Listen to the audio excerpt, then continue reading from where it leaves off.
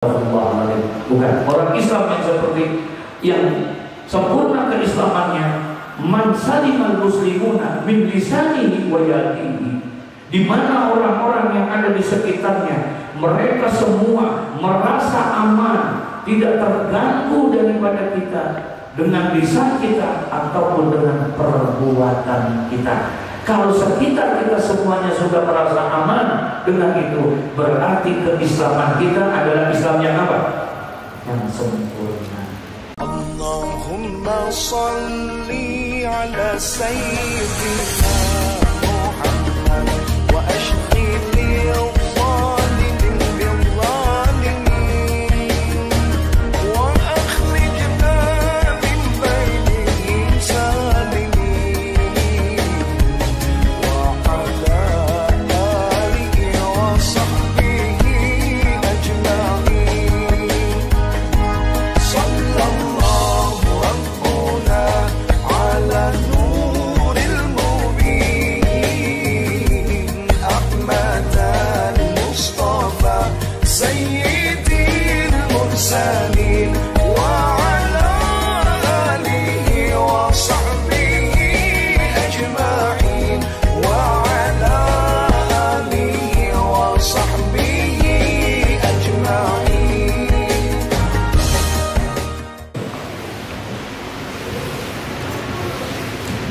Bismillahirrahmanirrahim.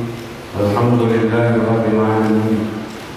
Wassalatu wassalamu ala asrofil anbiya'i wal mursalin sayyidina wa habibina wa sayyidina wa maulana Muhammadin wa ala alihi wa ashabihi ajma'in.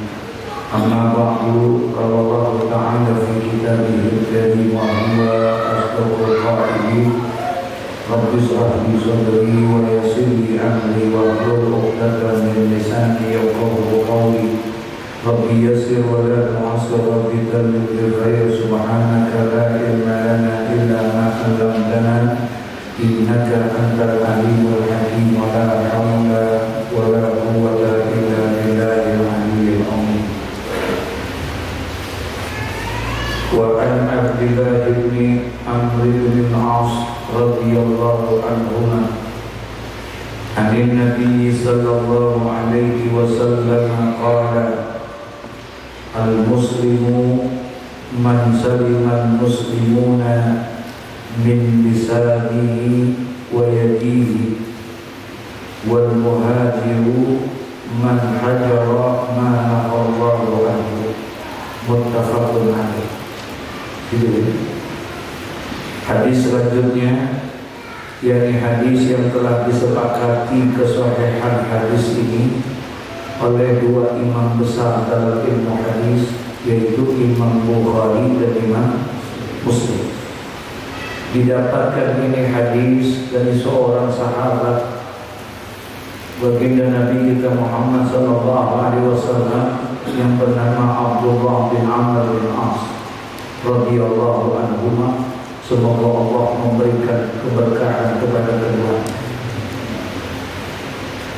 Anin Nabi sallallahu alaihi wasallam, dari Nabi sallallahu alaihi wasallam, qala, bersabda Rasulullah, al-muslimu man salimal muslimuna min lisanihi wa yadihi. Kata Nabi, al-muslimu, orang Islam itu, man salimal muslimuna, adalah orang yang dimana orang-orang Islam lainnya itu selamat min lisanihi, daripada lisannya dia, wa yadihi, dan juga selamat daripada tangannya. Itulah pada hakikatnya orang Islam yang sempurna. Selain dia mengamalkan daripada kewajiban-kewajiban dia sebagai seorang muslim, hubungannya kepada Allah, dia jalankan perintah-perintah Allah dengan baik dan benar, dia jauhkan larangan Allah dengan baik dengan benar. Orang muslim itu bukan hanya sekedar baik dan benar hubungannya kepada Allah, tapi dia juga harus baik dan benar kepada hubungannya sesama makhluk Allah. Itu pada hakikatnya sempurnanya orang Islam ya seperti itu. Makanya Islam itu tidak diturunkan oleh Allah kecuali adalah untuk menjadi apa? Rahmat bagi alam semesta. Sebagaimana yang Allah gambarkan dalam Al-Quran, wa ma arsalnaka illa rahmatan lil alamin. Jadi tidaklah Islam itu ada kecuali adalah untuk menjadi rahmat. Menjadi rahmat buat siapa? Bukan hanya untuk menjadi rahmat, bukan hanya untuk orang-orang Islam saja, bukan. Bukan hanya menjadi rahmat buat orang yang beriman mukmin saja, bukan. Tapi harus bisa menjadi rahmat bagi alam semesta. Makanya tidak dikatakan wa ma arsalnaka illa rahmatan lil muslimin, tidak. Allah juga tidak mengatakan wa ma arsalnaka illa rahmatan lil mu'minin, tidak. Tapi justru Allah memberikan penegasan bahwa Islam itu tidak lain adalah wa ma arsalnaka illa rahmatan lil alamin, alam semesta. Mampu kita bisa menjadi rahmat, memberikan dan menebarkan kasih dan sayang kita kepada alam semesta. Mahwal alam, apa yang dimaksud dengan alam? Jadi yang dimaksud dengan alam itu adalah masih Allah. Selain daripada Allah itu disebut apa? Alam. Selain daripada Allah, makanya semua makhluk itu namanya alam.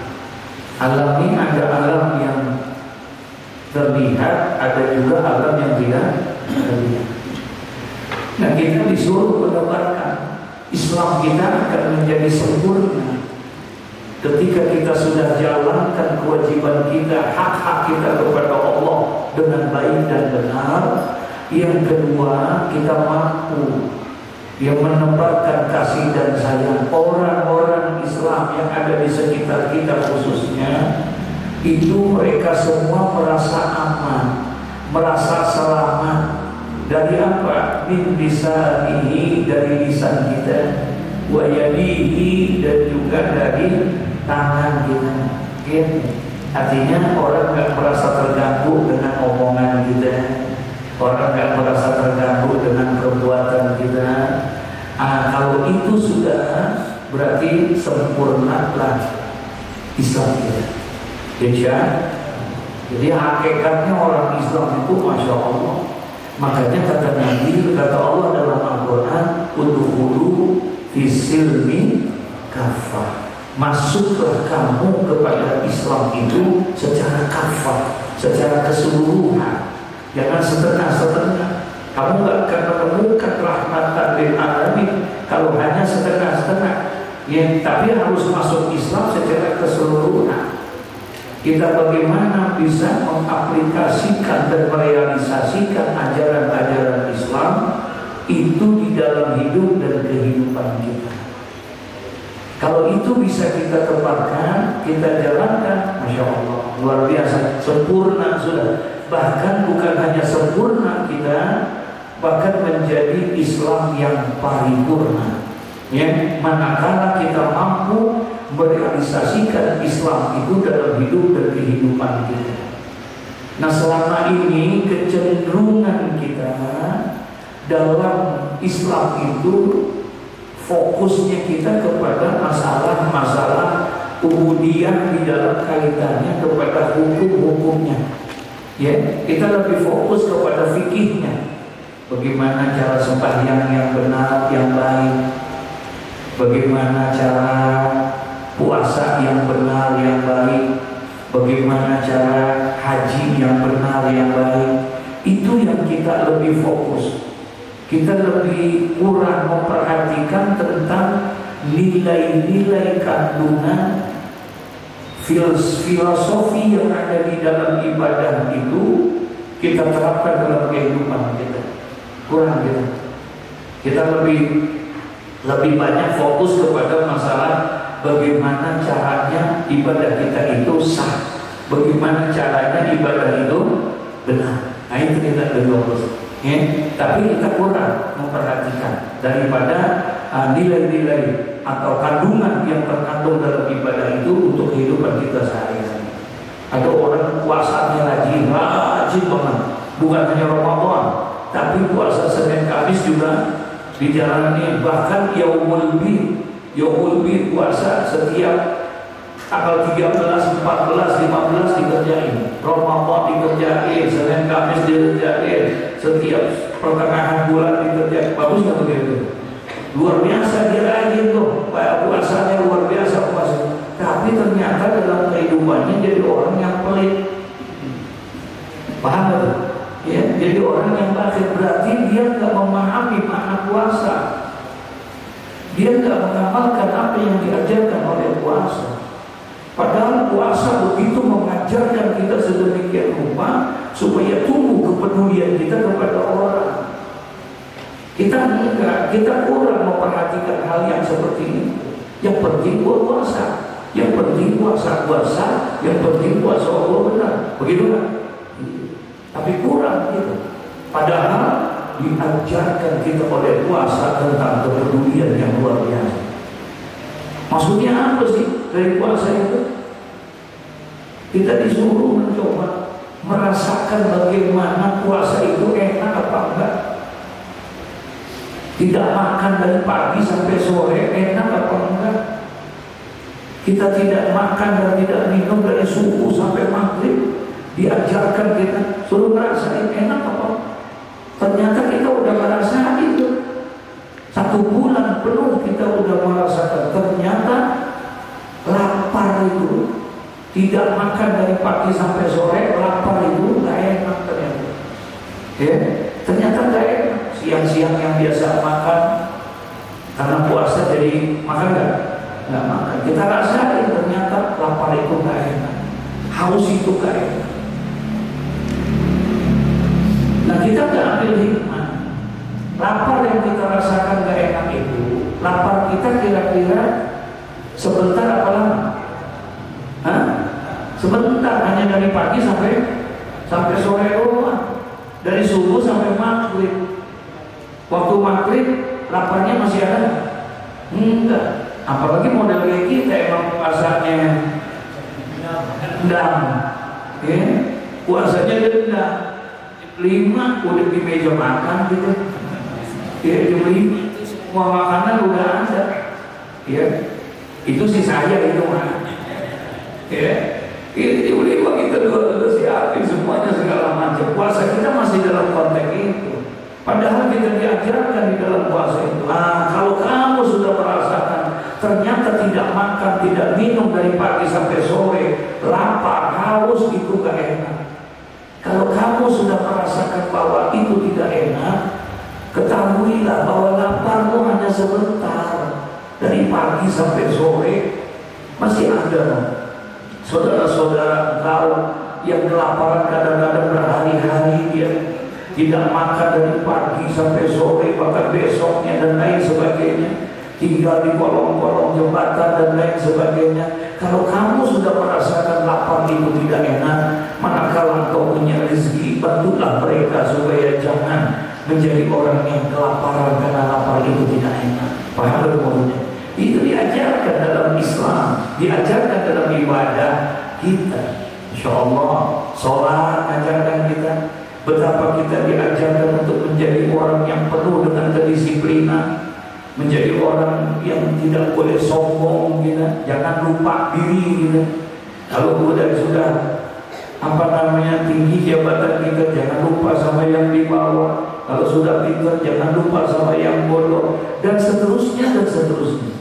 Makanya dianjurkan kita dalam sembahyang, ya makruh kita hukumnya kalau sembahyang matanya jelalatan. Tahu jelalatan nggak?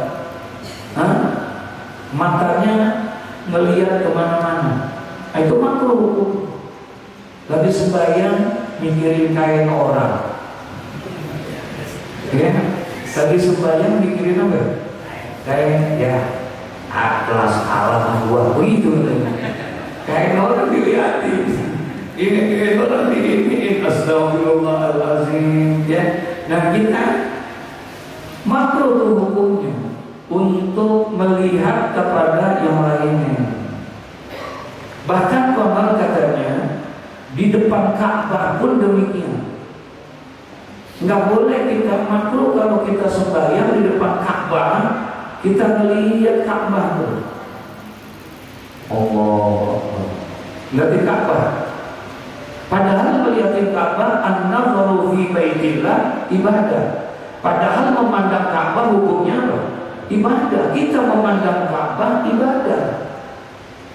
Bahkan mendapatkan 20 rahmat Allah berikan buat orang yang memandang apa? Ka'bah. Tapi ketika kita lagi dalam sholat, jangan kita sepanjang sholat melihatnya Ka'bah. Tapi kita lihat tempat sujud kita. Di awal Allahu Akbar, iya ke Ka'bah. Tapi setelah itu lihat ke bawah. Maksudnya kita diajarkan pembelajaran yang luar biasa. Kalau udah di atas, lihat juga yang di mana? Yang di bawah. Kalau udah kaya, ingat juga sama yang miskin. Terus sholat tuh menjadi kita kayak begitu. Sembahyangnya rajin, masya Allah. Selalu berjamaah. Tapi nilai kandungan jamaahnya nggak dipakai di dalam praktek sehari-hari. Nah, Islam tidak demikian. Makanya kata Nabi, al-muslimu, orang Islam itu. Siapa orang Islam itu? Orang Islam itu pada dasarnya kata Nabi, man salimal muslimuna min lisanihi wa yadihi. Orang Islam yang sempurna itu adalah orang yang dimana orang Islam yang lainnya mereka merasa selamat daripada dirinya, daripada lisan kita dan juga daripada tangan kita. Kalau tetangga kita sudah mulai enak sama dia mah, ya mulutnya nggak pernah kasar, kalau ngomong dia pikirin dia ini baik, ngomong enak sama dia, itu bagus tuh, enak sama dia, tangannya ada jahil, ada ini.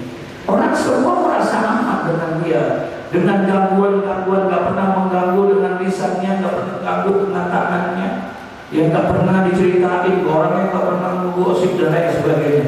Kalau ada kriteria itu di dalam diri kita, berarti kita termasuk orang Islam yang sempurna keislamannya, insya Allah.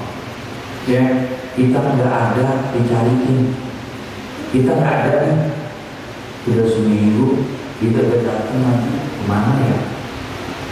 Kayaknya kalau badan-badannya kurang enak, gak hangat. Gak ada dicarinya. Ada orang pada senang sama kita. Bagus gak? Begitu seharusnya orang Islam.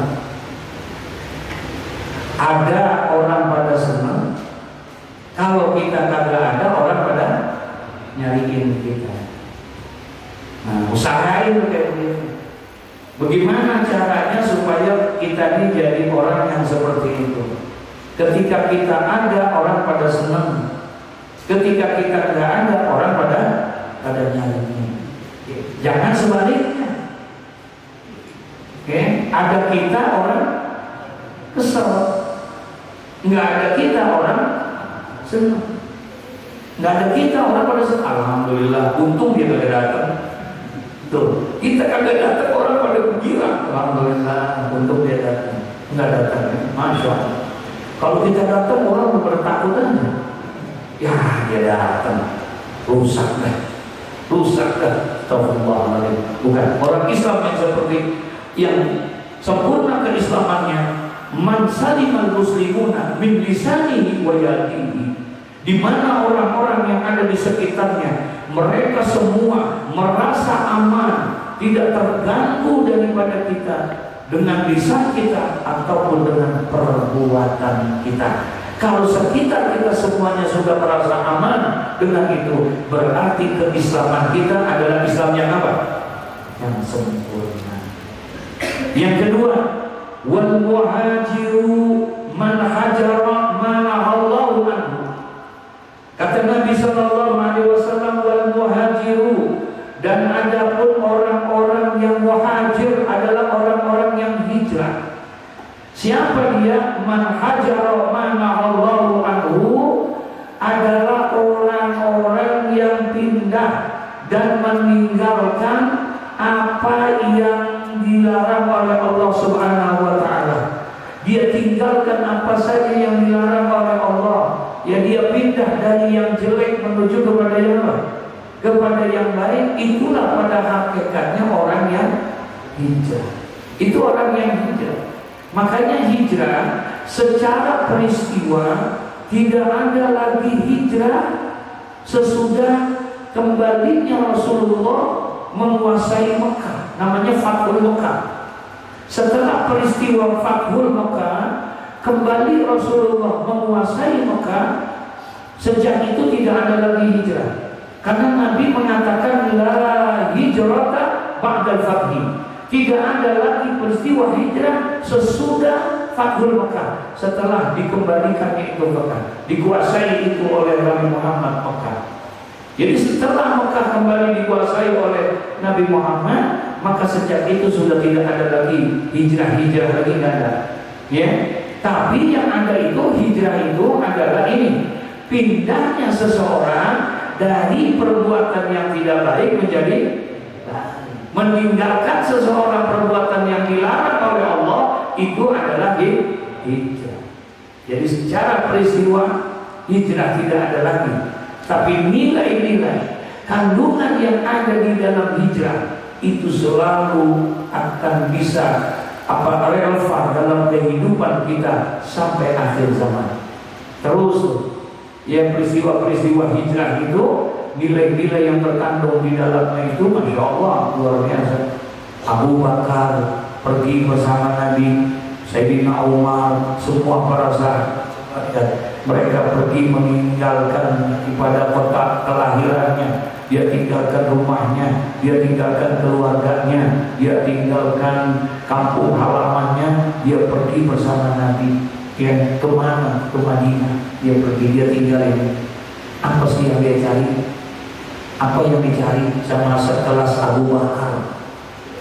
Abu Bakar tuh rela ninggalin kampungnya, ninggalin tanah kelahirannya, ninggalin usaha dan pekerjaannya, dia tinggalin bisnisnya di kota Mekah, dia pergi ke Mekah. Kemana? Ke Madinah. Dia tinggalkan. Apa yang mau dicari sekelas Abu Bakar? Duit. Emang duitnya apa? Banyak, duitnya banyak. Dia bangsawan, dia tokoh, semuanya ada.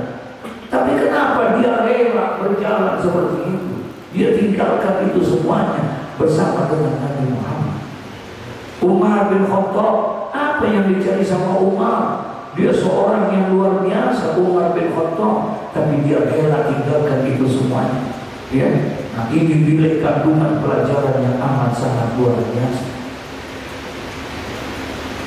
Sampai di Madinah, hijrah itu disambut oleh mereka orang-orang Madinah dengan sambutan yang amat sangat luar biasa.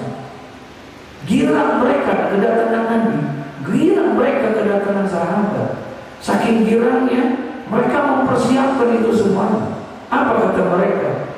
Ahlan wa sahlan, selamat datang saudara-saudaraku ya muhajirin, kaum muhajirin dengan Mekah, dari Mekah. Ahlan wa sahlan, terima kasih engkau telah datang kepada kami. Silakan, kami punya rumah 2. Ini ada buat saya, 1 lagi buat engkau. Saya punya ini, silakan buat engkau, silakan buat engkau. Begitulah mereka menyambut kedatangan itu. Ya, karena saking girangnya mendapatkan dan menghormati daripada tamu-tamunya yang dari mana? Dari Mekah. Disambut oleh penduduk Madinah. Saya punya rumah 2, saya punya toko 2, saya punya semua, saya punya bini, kalau bini sih enggak lagi. Ya, saya punya ini itu semuanya, silakan katanya. Tapi jawaban orang Mekah luar biasa. Ketika ditawari itu semuanya, terima kasih saudara-saudaraku, wahai kaum Madinah, kaum Ansor, engkau telah memberikan yang luar biasa. Engkau telah menerima kami, bahkan memberikan fasilitas kepada kami. Ya, bukan kami menolak rumah yang engkau berikan, bukan kami menolak ini itu, tapi tunjukkanlah kepada kami kemana jalan menuju pasar. Paham tidak maksudnya? Tunjukkan kepada kami jalan menuju. Kalau ke pasar mau ngapain? Orang pada ngapain?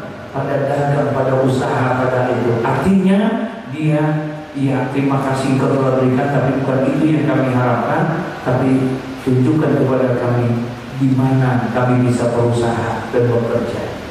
Satu sisi memaksakan untuk memberikan yang terbaik, tapi di sisi lain dia tidak semena-mena mendapatkan itu. Kalau model kayak kita dikasih rumah begitu, bagaimana? Ambil apa lagi? Tapi mereka enggak, masya Allah, luar biasa sahabat kaum muhajirin dan kaum ansor.